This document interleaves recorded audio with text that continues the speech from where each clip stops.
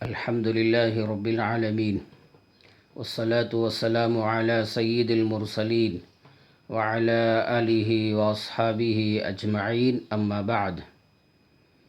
اللہ جل شانہ قرآن پاک میں بیان فرمایا وَسَارِعُوا إِلَى مَغْفِرَةٍ مِّن رَّبِّكُمْ وَجَنَّةٍ عَرْضُهَا السَّمَاوَاتُ وَالْأَرْضُ أُعِدَّتْ لِلْمُتَّقِينَ۔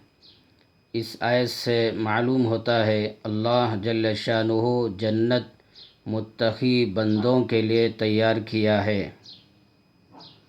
حدیث پاک میں اللہ کے نبی صلی اللہ علیہ وسلم نے بیان فرمایا للجنت ثمانیۃ ابواب، جنت کے 8 دروازے ہیں۔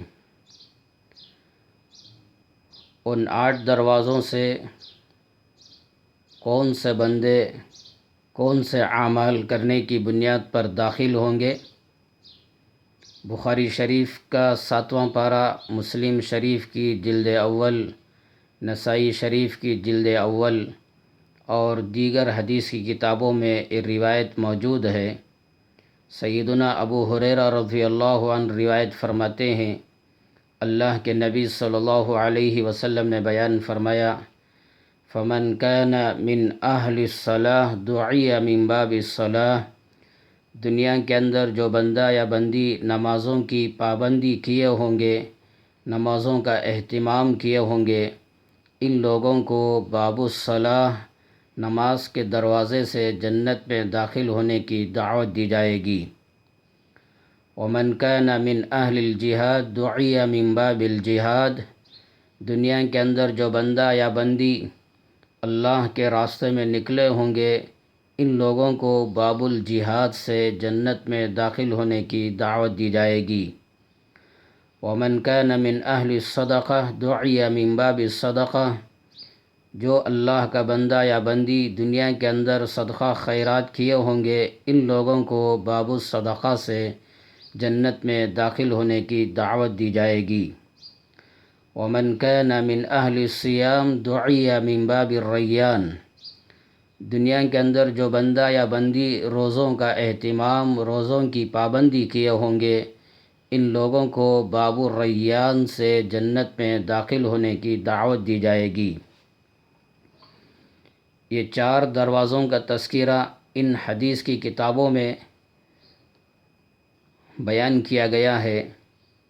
اس کے علاوہ ایک دوسری روایت میں اللہ کے نبی صلی اللہ علیہ وسلم نے بیان فرمایا دنیا کے اندر جو بندہ یا بندی اشراق اور چاش کی نماز کی پابندی کیے ہوں گے، ان لوگوں کو باب الضحیٰ کے دروازے سے جنت میں داخل ہونے کی دعوت دی جائے گی۔ ایک روایت میں اللہ کے نبی صلی اللہ علیہ وسلم نے بیان فرمایا دنیا کے اندر جو بندہ یا بندی اپنے گناہوں سے سچے دل سے توبہ کیے ہوں گے، ان لوگوں کو باب التوبہ سے جنت میں داخل ہونے کی دعوت دی جائے گی۔ ایک اور دروازہ ہے جس کے بارے میں اللہ کے نبی صلی اللہ علیہ وسلم نے بیان فرمایا دنیا کے اندر جو بندہ یا بندی دوسرے لوگوں کی غلطیوں کو، ان کی کوتاہیوں کو معاف کیے ہوں گے اور غصہ پی گئے ہوں گے، ان لوگوں کو اس دروازے سے جنت میں داخل ہونے کی دعوت دی جائے گی۔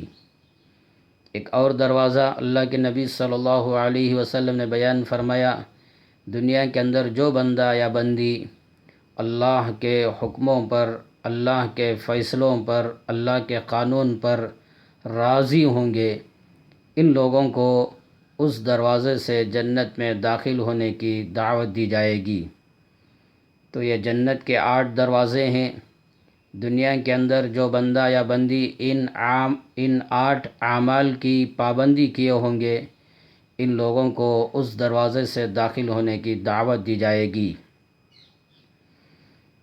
تو نمازوں کا اہتمام کرنا چاہیے اور اللہ کے راستے میں نکلنا چاہیے، اور صدقہ خیرات کا اہتمام، روزوں کی پابندی کرنا چاہیے، اور اشراق چاش کی نمازوں کی پابندی کرنا چاہیے، اپنے گناہوں سے سچے دل سے توبہ کرنا چاہیے، اور دوسرے لوگوں کی غلطیوں کو معاف کرنا چاہیے اور اللہ کے ہر فیصلے پر راضی ہونا چاہیے۔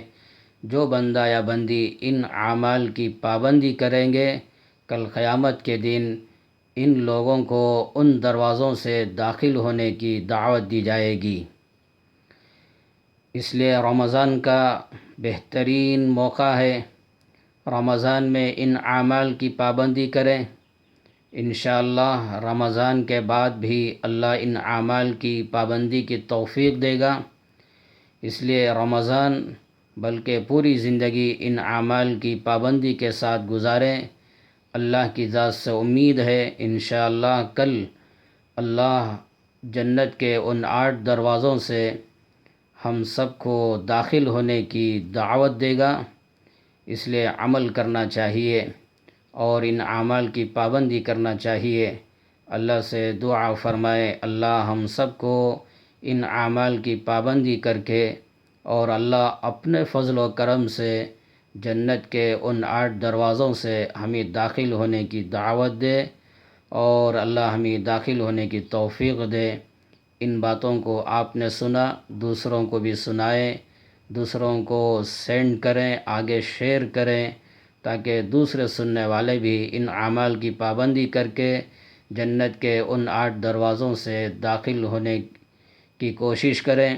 اللہ سے دعا فرمائے اللہ ہمارے روزوں کو، تراویح کو، تلاوت کو، ہر عمل کو قبول فرمائے اور اللہ ہم سب کو بھی وہ خوش نصیب بندوں میں شامل فرمائے جو بندے ان 8 دروازوں سے جنت میں داخل ہوں گے۔ آمین۔ السلام علیکم ورحمۃ اللہ وبرکاتہ۔